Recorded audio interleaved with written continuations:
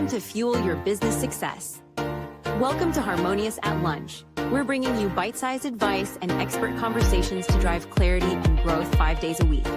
Make sure you join our Facebook group at humanop.com/lunch, where listeners like you and our guests hang out so we can find harmony in business together. If you're building a business, you're in the right place. Let's dive in.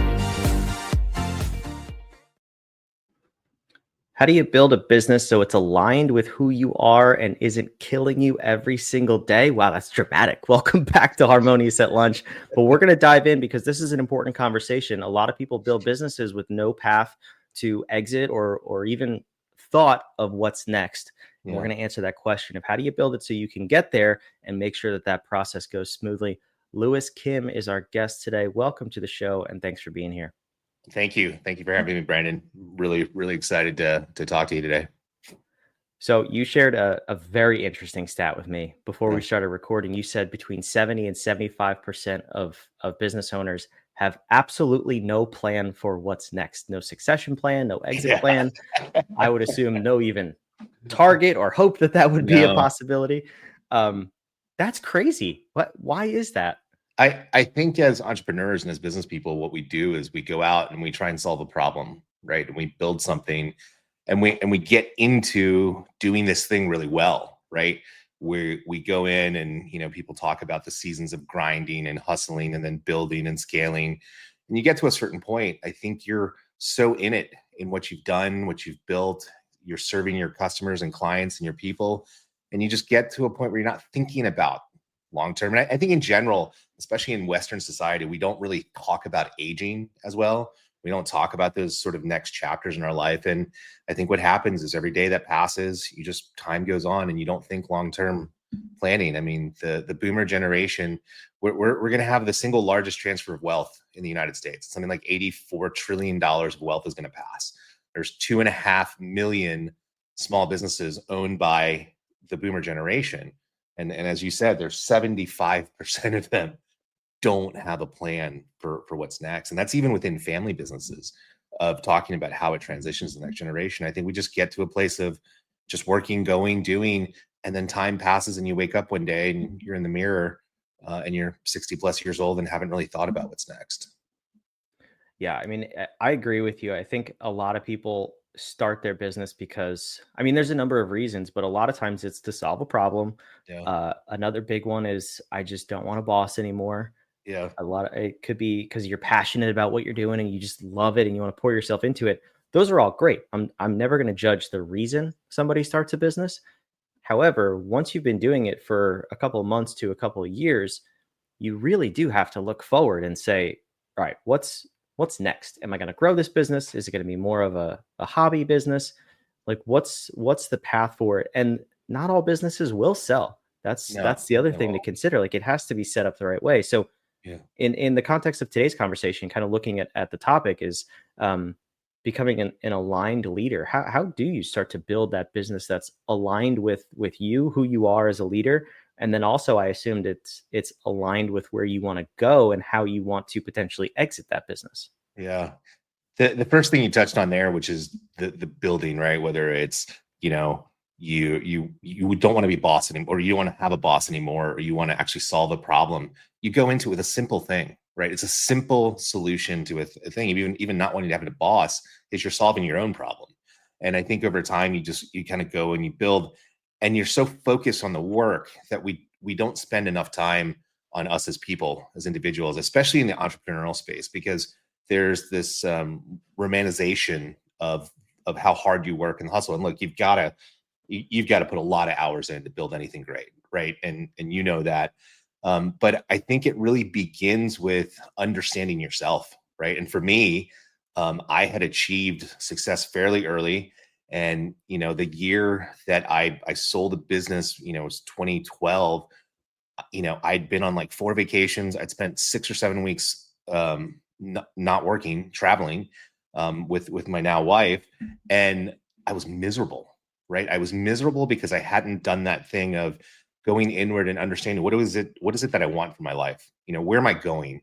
Where is the ultimate destination? And I think for a lot of us who go and build business, because we had built a business over 8 years, done very well. And during that process, it was just keep your head down. You go, you serve the customer. And when you're operating lean, right, and you're trying to create critical mass in your cash, you do a lot of things that are not sustainable in the long term. And sometimes I feel like it's a pattern you get into, and then you don't think about the big picture. You don't take time away, and you don't do that inward journey. Because I think that's where it comes from, is that once you start to understand that the real happiness is the growth and it's the progress, right? And that comes from within us. But when we find that clarity and that path where we're going, I think that is really the medicine that solves all of these things that we're talking about. Because once you can get super clear, and as an entrepreneur, you got to take a step back and actually take the time to do it, right? And that clarity comes from, I believe, from that inner sort of soul searching where you find and you go deep. And I inherently believe entrepreneurship is one of the most spiritual things that a person can do, because you take something that doesn't exist, or take something that is existing, and you improve it constantly, right? And you're growing and creating. It is a very creative process. And I think without direction, that's where we find ourselves in those traps, right? Of being unhappy, being burnt out, but then also getting to a certain point in our life where we're not sure what's next, because this is all we know. Yeah, it's I had I'll say similar journey. I sold my business a couple of years ago, and right after it, I actually took the opposite approach. I dove into something else before I even sold the business, because I was kind of thinking about that. I was like, all right, well, what's going to be next? And I couldn't really answer that question. I couldn't answer the question of like, what do I want to do really? So it's kind of like two polar opposites, right? So tell me what happened in that time in 2012, right after you sold. You took a vacation, which I'm sure you didn't know what that word really was for the prior 8 years, if I had to guess. How did you start to discover where you want to go, what your purpose really was, and what was next for you? Yeah, so I like you, I had resources, so I kept trying things, right? And I kept going, but I was coming from a place of such lack of clarity, lack of sort of centeredness in my understanding. And it was trying to use too much of just my mind, right? Just being clever about things. So we did a lot of different things, like went into different ventures. Some of them did okay, some of them failed.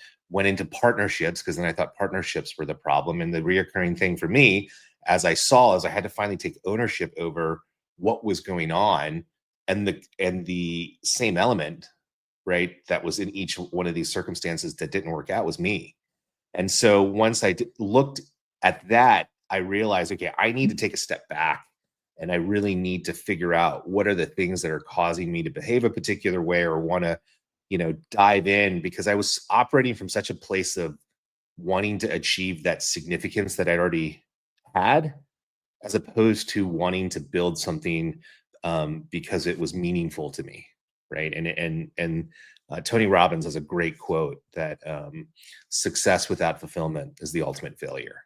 And that really resonated with me. And that's where that whole path started, is really going inward. And once I started to develop clarity about the things that mattered to me, right? It's a lot of like what you guys do at Human Op, is that there's an alignment of who I am, but it's coming from this place that's very inward, because I had all these stories about what entrepreneurship was, right? And what making money was. And they were all of these negative things that had just culminated. And so what I had was this guilt, right?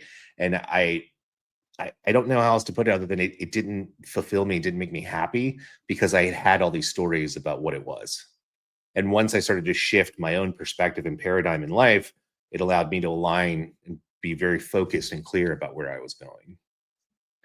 And it's interesting too, because I mean, if you open up any social media platform, Yeah. you're going to see, 5 different ways of what entrepreneurship should look like. And that's big air quotes on should, right?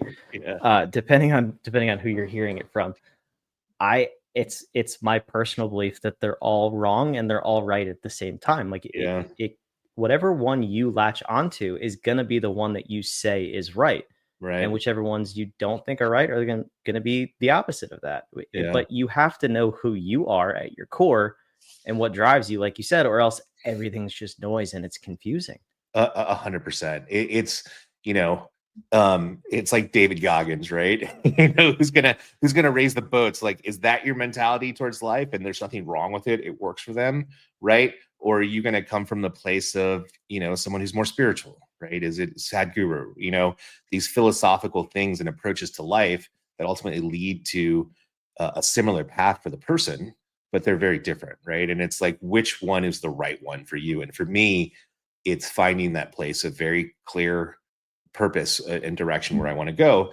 And what came to me over time is that, look, in building these businesses and going and doing what we do, I want to be a giant example of being a heart-centered leader, right?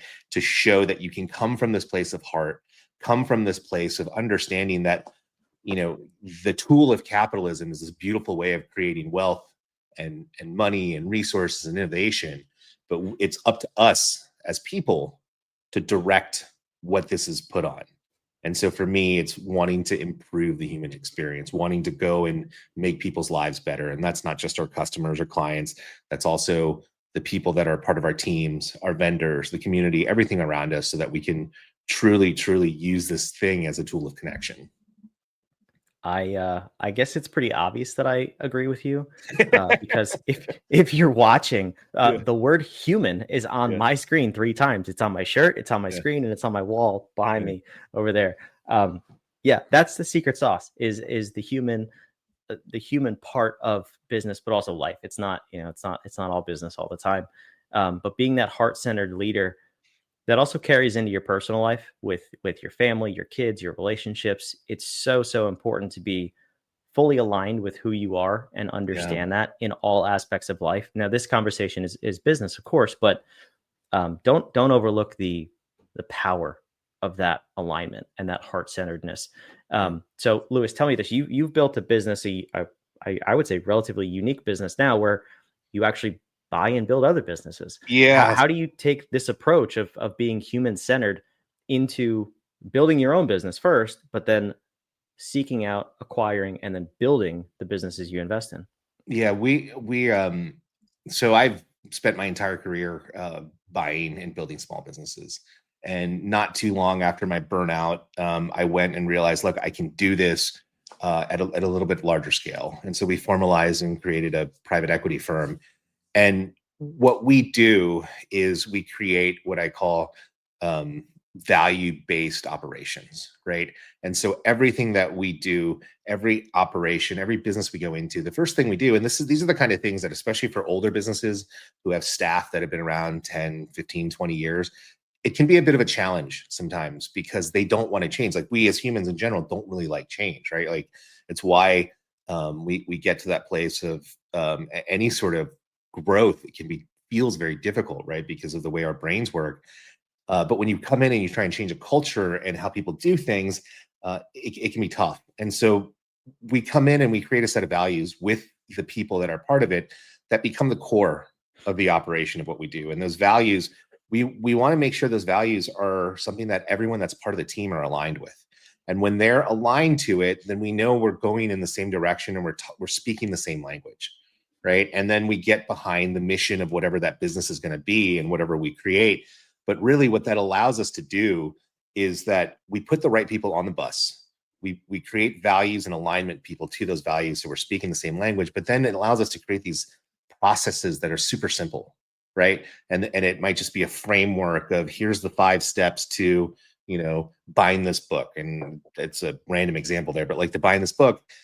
But we don't have to tell this person, here's the, 1A, 2C, X, all the way down the line, because if they understand the values and they're aligned to it, and so here's the outcome, here are the general steps of where we're going, as long as we're getting there and we're doing it and we're serving the customer in the way that we've all agreed we would, it's not an issue. And what we find is that the people that are parts of our teams, they're so much more fulfilled because they don't feel like they're robots. They feel like they're contributing. And the beauty of it is that autonomy creates an opportunity. And this is another thing that we do, is we try and keep things very flat, right? None of our businesses are, billion-dollar businesses. So we don't need, and I think most businesses don't really need this, but we don't have to have 15 layers of management, right? We try and keep the front line as close to the top as we can, right? And so those people feel empowered also to contribute and to give their ideas back. You know, as a kid, I was fortunate to be around small business with my parents, and it would always boggle my mind. I would talk to just someone who's in the corporate world, how someone in the upper levels of management, you know, in the 80s wouldn't want to hear what the guy in the front line knows, right? The guy sticking that rivet in, you know, 300, 500,000 times a day knows so much more about what's going on in the line than that person at the mid tier. And this is given an avenue where people feel, because they're contributing and they're part of the bigger picture, they're aligned to this bigger piece that allows us to have them contribute in other ways beyond just their work, right? Ideas. And it's a beautiful vehicle to watch people grow into the company, right? Where they start to really take ownership. And that's one of the things that is the most rewarding for me, is to have all these people who are truly aligned, who are part of this process, who begin to take ownership over what's happening. And that makes life so much easier. And, you know, I mean, you know, as business owners, if we were to think about, you know, every time something's going wrong within our business, we'd probably have a heart attack, right? Because if we wanted to micromanage, everything is going wrong, right? But if we can give these people these clear framework and the right people on the bus, it's very liberating. Yeah, if you're a listener of this show, you already know that I agree with everything Lewis just said. That's the process that we take. I actually stumbled on that process in my first business. I didn't realize that if you just gave people autonomy, you got them all to agree collectively why we're here and the mission we're serving, and we point everything towards that mission, business becomes really easy. Like, I don't want to oversimplify it and say like anybody could run a business. No, that's not really it. But if you get those couple of things right, I mean, your business can go really far, really fast. And I did, you know, something very similar where even just the SOPs that you mentioned, we always had the last checkbox was, it does the process I just went through serve the customer at the highest level. That was sort of our North Star. We wanted to have a really, really customer experience centric organization. Yeah.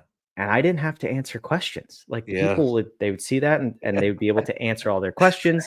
They'd be able to deliver on the product or the service. They would deliver great customer service, and our business grew itself. I never spent a dime on marketing. And it was like, oh, this is pretty simple. That is so brilliant. I'm going to steal it. Just want you to know that. Like, it's yours. It's your gift. My gift to you for coming on the show. It's such a simple thing though, right? But it's a last look back, right? In whatever that process or whatever the flow is just to say, hey, did I fulfill this? And if you have the right people and the values that are there, they're going to answer it in the way that the intention is set, you know? And I think what it sounds like is you were very aware early on that business in the world is about the human, right? It's the people. And how do you keep those people aligned to this goal? I mean, that's what leadership's about, is moving people towards something. And you can choose to be, excuse me, you can have other ways of doing it. You can choose to be aggressive, or you can choose to create values and have people aligned and move towards it. You know, it's the difference between the push and the pull. Yeah, the quote, people don't always remember what you say, but they always remember how you made them feel. That's been with me for a number of years now, and it really does shape every decision that I make, especially in the business context. And I always train that to the people that I'm leading. And it's one of those things, like, you know, I'll fight this to the grave, right? Like, people are going to go with the experience and the better feeling over the price tag every single time. It may not be right off the bat, but it will always migrate to how you make somebody feel in business. And if you can just get those couple of things right, just sit back and watch your business grow. It's really that simple. Yeah, you're so spot on, because it's even internally with your people, externally with your clients and customers. You know, I think the stat in like a few years ago was about 75, but today with inflation is probably closer to 100. When people reach a certain economic threshold, what's important to them, you know, is once their baseline is taken care of, is how they feel about the work they do, right? Do they feel like they're contributing? Do they feel like they're part of something greater? And I think it's the same for our clients, right? Or our customers. It's the market is what it is. There's certain things that are commoditized, but even those things, if you make people feel really good about what they're buying and their experience, it's no longer a commodity. Yeah, absolutely. Louis, I love this conversation so much. I wish we could keep having it. Yeah. We got to wrap this episode up. I love what you're doing because you're doing it the right way. You're not doing it to take over the world and make $1 bajillion. And if that's what happens, fantastic. I stand by that all day long. But you're doing it for the right reasons for the people. So tell me, if someone's maybe looking to sell their business, exit their business, or invest with you, where is the best place to connect and learn more about that opportunity? The best place is just to come to my personal site, which is just loukim.com. It's LOUKIM.com. And that there's a contact form there. That's where my blog is. And there's a redirect to the things that I'm involved in. I love it. Wherever you're watching or listening, that's on the screen. It's in the show notes. Louis, thanks so much for being here. Thanks, Brandon. Thanks for having me. I hope you enjoyed this episode. I hope you subscribe, and please go check that out again in the show notes down below. Go click around, connect with Louis, and we'll see you back tomorrow for another episode of Harmonious at Lunch. Another episode of Harmonious at Lunch in the books. I hope this episode made you think and you grabbed some actionable ideas to propel your business. Don't forget to like, comment your takeaways, and subscribe wherever you're listening so we can help more entrepreneurs just like you achieve harmony in their life and business. For cutting-edge tools that bring clarity to your people and processes, check out humanoff.com to download our app today. See you next time.